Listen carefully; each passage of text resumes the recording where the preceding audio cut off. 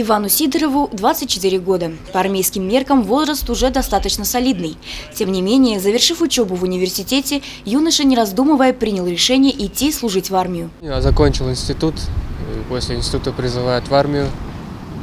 Я с чувством долга отдал, пошел в армию вот так вот. Не стал заморачиваться, поступать в аспирантуру, а сразу пошел в военкомат, получил повестку и стал ждать числа первой отправки. В войска надеюсь, попаду в ВДВ.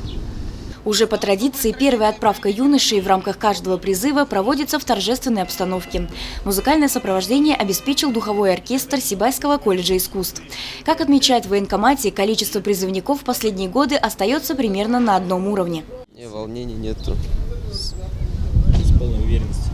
Да, иду с полной уверенностью. Не было практики, я прыгал с парашюта в городе Кумертау.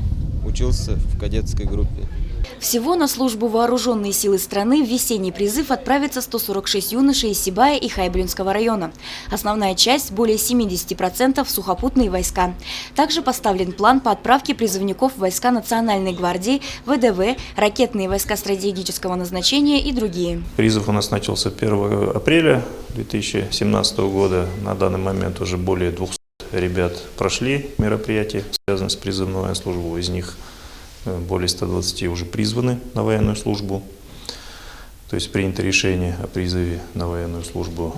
Сегодня у нас состоится первая отправка. Первые 6 призывников у нас направляются на сборный пункт. Они будут служить в воздушно-десантных войсках. Свои пожелания сегодняшним призывникам высказали приглашенные почетные гости. Ветераны боевых действий отметили, что с каждой отправкой в глазах ребят появляется все больше осмысленности. Это говорит о том, что нынешнее поколение готово идти в армию и понимает, что ему предстоит.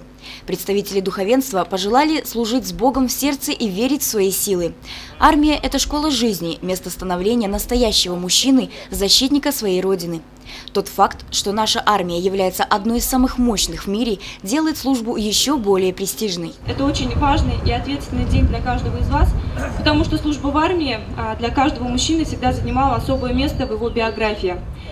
Отрадно, что с каждым годом растет военно-патриотический дух среди молодежи, повышается престиж военной службы, и, как вы знаете, армия всегда есть основным базовым звеном любой страны. Главное нововведение весеннего призыва – впервые в истории российской армии солдаты смогут отдохнуть в светлое время суток. Распорядок дня теперь предусматривает дневной сон. Кроме того, в этом году каждый призывник получит сумку с предметами личной гигиены.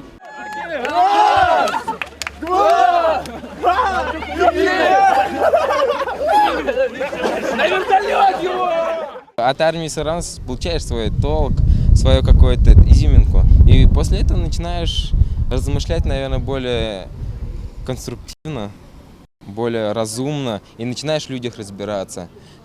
Такой толк я от армии, наверное, получил. Приехал провожать братишку для призыва на военную службу. Хочу ему пожелать, чтобы он отслужил хорошо, попал в элитные войска, как ему прописали, как у него хорошее здоровье.